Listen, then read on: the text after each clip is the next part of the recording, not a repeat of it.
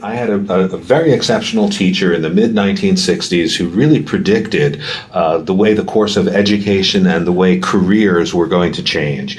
That people would not have one career for their entire lifetime, and that having more than one career would require that they got re-educated, that they got either brushed up on skills or gained new skills and reinvented themselves. And I was born, raised, and educated in Europe. And of course, Europeans, they had pride in saying, well, I worked 30 years, 40 years for company XYZ.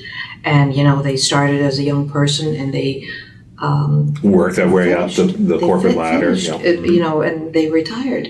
And it's just not like that anymore. So that mindset was really instilled, embedded except the practical aspect just didn't work out. I was 15 years in accounting and management.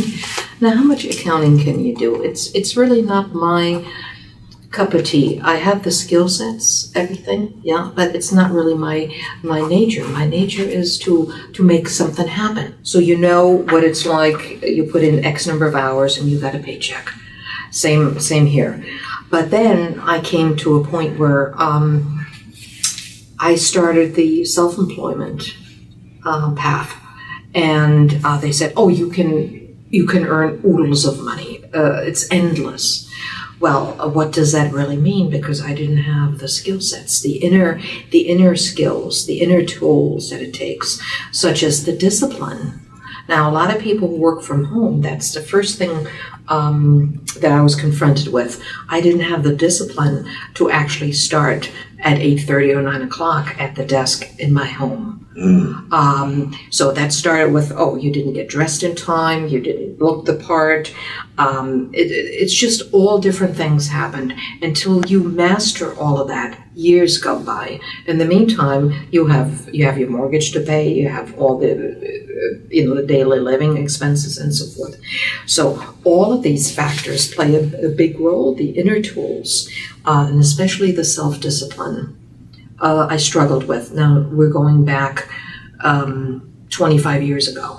I mean, at some point you have to get a hold of it. Otherwise, you just, everything falls apart if that part is not addressed and if you don't focus in on getting things done. Well, I would say that the great advantage of having a home office is the commute. The commute is wonderful. The downside is that you are always on call. People know that you're working from home and that you can be reached either via phone or via email, unless you're out with another client. Sometimes people will say, "Oh, that's wonderful. You can sit there and do your work in your pajamas." Now, I don't know if some people can do that. I know that I can't. I have to never do that. I have to get up. I've got to have my coffee. I admit I'm addicted to coffee. I have my cup of coffee. I get dressed just as if I was going into any workplace and sit down. I can't imagine, being in pajamas and fielding calls from clients. Yeah, because your mindset is like that. It's the fine things. So the only thing I do in the morning, because we all have our ritual, I handle my correspondence in the morning. For that, I don't need to have my hair combed. This is all a part of the process. I like to do my correspondence in the morning and then do what I have to do. But by 10 o'clock, I'm ready to boogie, whether it's out the door or I'm starting my projects. And I'm a stickler for that. That means I look the part just like I was going and meeting somebody else. I need that. I need that for my mental health. I think whether it's composing some writing for a website or whether you're doing graphic work or whatever your freelance work is, you need to, after a period of time, take a few minutes and step away from it and hopefully come back and look at it with fresh eyes. And that's when you find your mistakes, or at least that's when I find my mistakes. Or if not mistakes, I find the areas in which I can make improvement. Yeah, and our work requires a lot of thinking, a lot of thought, and from different thoughts from project to project. It's good to take in between breaks and have a snack or whatever, or just rejuvenate. I find that it works very well for me.